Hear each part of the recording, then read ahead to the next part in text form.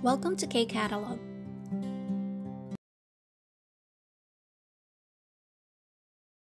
KIIP Level 1 Unit 16, last part na tayo, Culture and Information.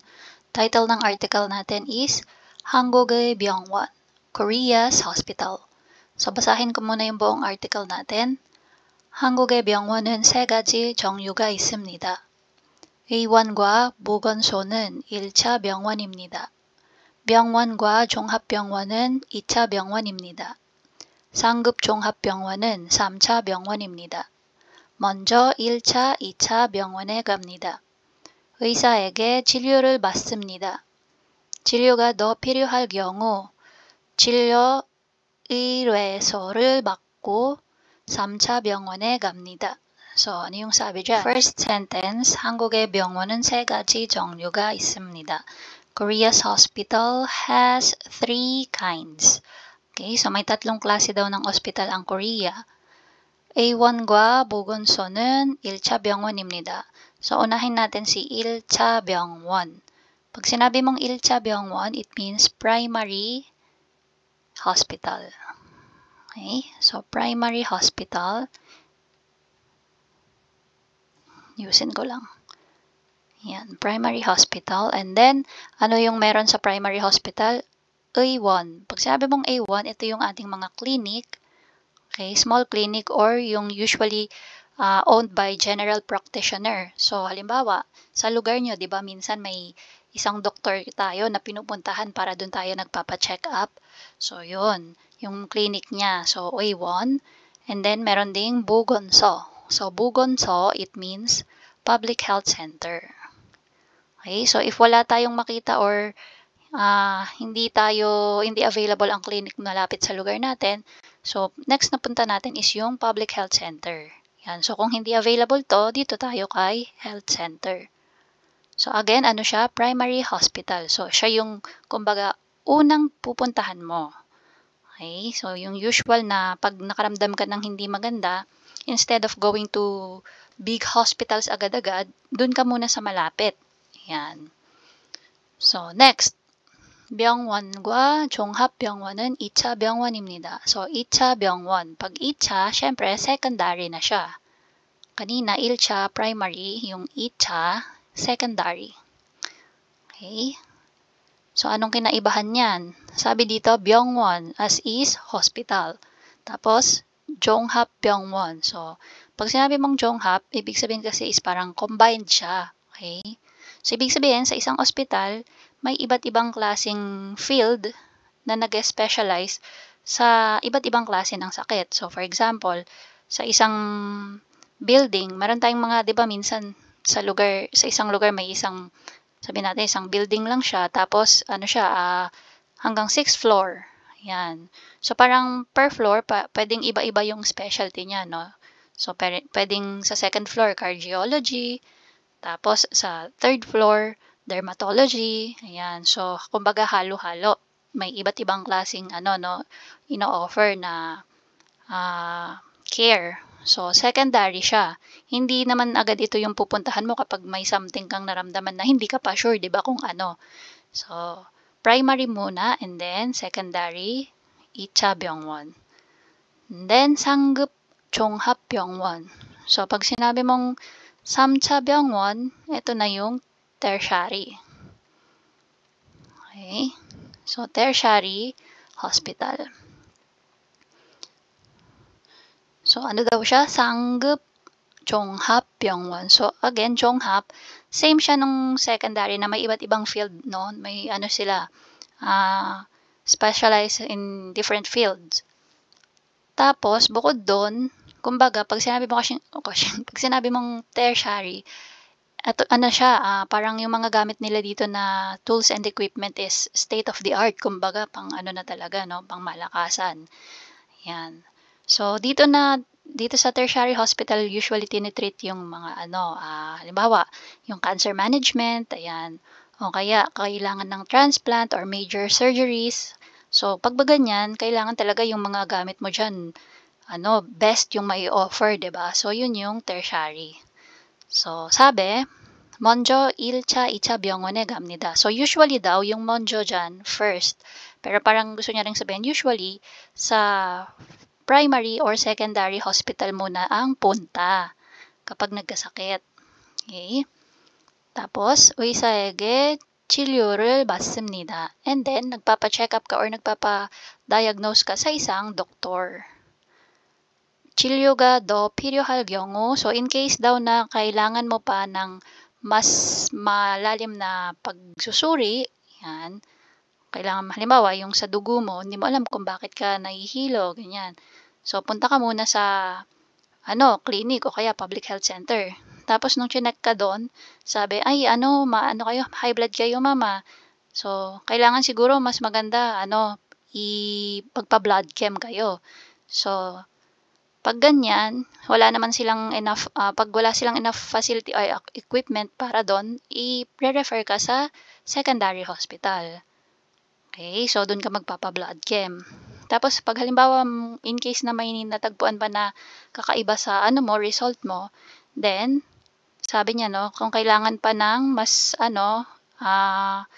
more diagnosis or more examination, 치료 의뢰서. So ano itong 치료 의뢰서? Ito ay medical referral. Nakakabulol. Medical referral na galing din sa isang doktor. So, bibigyan ka niya ng referral para ikaw ay makapunta or makapagpa-schedule sa isang tertiary hospital. Yan, 받고, magre-receive ka daw ng medical referral and then, 3차 병원에 갑니다. Pupunta ka na ng tertiary. So, ito na yung may mga medyo malala na, or kailangan na talaga ng intensive care. Yan. So, yan yung ating article. So, 3 klase ulit yung hospital nila, no? So, usually sa Pilipinas, ganun din naman. So, parang almost all naman ng hospital ay ganito yung nila ranking. So, primary, secondary, and then tertiary. Now, try nating sagutin yung mga question. Number 1.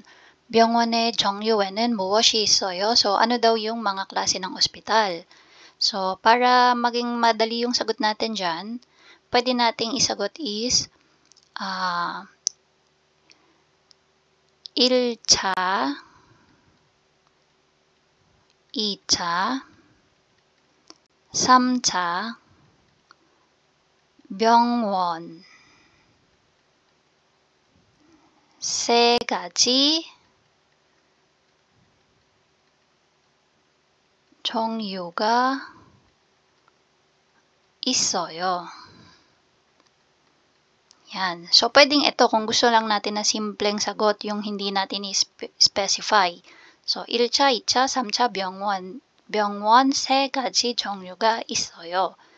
Pero, kapag ganyan, usually, pag binigyan ka ng follow-up question na, ano-ano yung mga yan? 1차 병원은 뭐예요? Pwedeng itanong yung ganon. Ano yung 1차, ano yung 2차?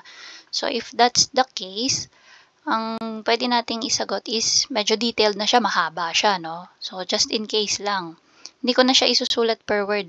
Magko-color code na lang tayo. So, pwede natin isagot to. 한국의 병원은 3가지 종류가 있어요. So, hanggang dito lang sa 종류가. Tapos, pagdating nung 있습니다, gawin natin siyang 있어요. Since yung question is naka-ayo, oyo, heyo form. So, 한국의 병원은 3가지 종류가 있어요. Yan. So, in-explain mo muna may 3 klase, tapos saka mo specify ano-ano yung 3 yon.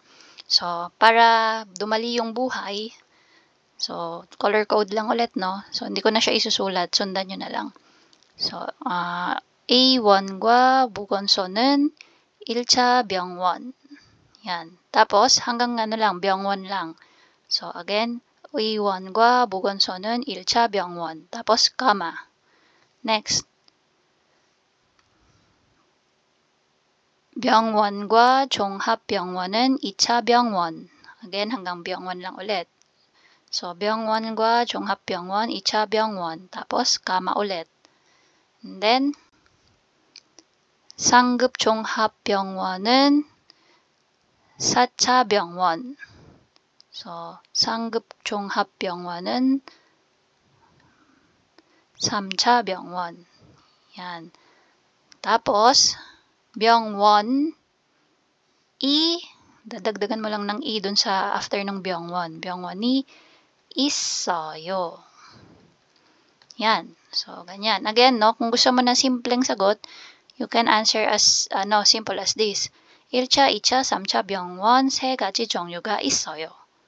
Pero kung halimbawang may follow-up question and gustong ipa-explain ano-ano yung klase nung hospital na yon, then ito na tayo, yung may color code natin. So, 한국의 병원은 3가지 종류가 있어요. A1과 보건소는 1차 병원, 병원과 종합병원은 2차 병원, 상급 종합병원은 3차 병원이 있어요. Yan. So, I hope nasundan nyo. Number 2, 가장 먼저 어느 병원에 가요? So, ano daw ang una mong ospital na pinupuntahan? Okay? So, kapag may sakit ka, saan ka ba unang pupunta? Siyempre, dito sa primary hospital. So, ano yan? 1차. Sagot mo dyan, 1차 병원. Okay? Or 1차 병원에 먼저 가요. Next. 여러분 고향의 병원을 소개해보세요. So, introduce daw yung ating hospital sa Pilipinas. Okay? Since taga-Pilipinas tayo. Actually, same lang eh. Sa atin din, ganito rin yung style, di ba? Meron din tayong primary, secondary, and tertiary. So, pwede natin kopyahin yan. So, hindi na natin isusulat or sasagutan tong number 3. Pronunciation natin. So, 1, 2, 3. 내과, 치과, 안과. Ano yung point niya dyan? Yung gwa, ayan, yung second syllable, instead na gwa, yung pagkakasabi, medyo matigas siya, no? Naging double G siya. Okay? Sanggiyok. So, naging kwa, walang hangin. So, kung per syllable yung pagbasa, negwa, chigwa, angwa. Pero dahil nga may suggestion may suggestion silang mga Korean para mas maintindihan kanila. So, yung gwa, dapat kwa yung pagkakasabi. So, nekwa, chikwa, ankwa. Okay? So, matigas, no? Walang hangin. So, tingnan natin, apply natin. Sabi ni Ga, 어제 왜 병원에 갔어요? 배가 아파서 내과에 갔어요. Yan, no? Hindi ko sinabing negwa. Ang sabi ko, nekwa. Next, 이가 아파요. 그럼 빨리 치과에 가세요. 치과. 근처에 안과가 있어요. 안과. Okay. 저 아파트 맞은편에 있어요. Yan. So, ano yung sinabi sa conversation natin? Kahapon, bakit ka nagpunta ng ospital? Masakit yung aking tiyan, kaya nagpunta ako sa tawag dito, general physician. Okay? Or internist. Nekwa. Iga pa yung, ang sakit ng ipin ko. Kung ganon, magmadali at pumunta ka na ng dental. 근처에 안과가 있어요. Meron bang optal sa malapit? Okay, sabi niya. Dun sa 저 아파트 맞은편에 있어요. Dun sa pagtawid. So, 맞은편, across. Ibig sabihin sa pagtawid daw. So, pag tumawid ka ng apartment, ayun, meron daw dong anqua or optal. Ito yung mga vocabulary na tutunan for Level 1, Unit 16. 눈, 코, 이, 귀, 목, 팔, 허리, 배, 손, 다리, 무릎, 발. So, ito yung mga parts ng bodies. So, mata, ilong, ipin, tenga, leeg or lalamunan, braso or bisig, likod, tiyan, kamay, binti, knees. Ano yung knees? Tuhod. And then, paa. Tapos, dito naman, nekwa, ibiin, hukwa, 정형 외과, 안과, 치과, 다리가. So, ito muna hanggang dito. Itong mga to yung mga ospital. Anong klaseng siya? Clinic siya. So, again, nekwa. Ito yung ating general physician or yung ating internist. Yan. And then, ibiin, hukwa. Ito naman yung ating ENT, so special sa mga sakit sa tenga, sa ilong at sa lalamunan. 정형외과, yung ating ortho. Okay, pag nabalian ng buto, dito pupunta. Anqua, optal, chiqua, dental. And then, dariga, burojida, yung mabalian. Okay, so ibig sabihin, nabalian ng binti. Senggang cha, so yung cha dyan is yung tea. Okay, cha. Ginger tea, vitamin C, vitamin C. Pok shida, again partner siya usually, no? So shida to rest. Pok shida, ibig sabihin rest well or magpahingang mabuti or maigi. Okay, so yan yung ating mga words na na-discuss sa level 1, unit 16. And that's it. If you find this video helpful, please hit the like, share, and subscribe button. So I still hope to see you in the upcoming videos, and again, thanks for watching.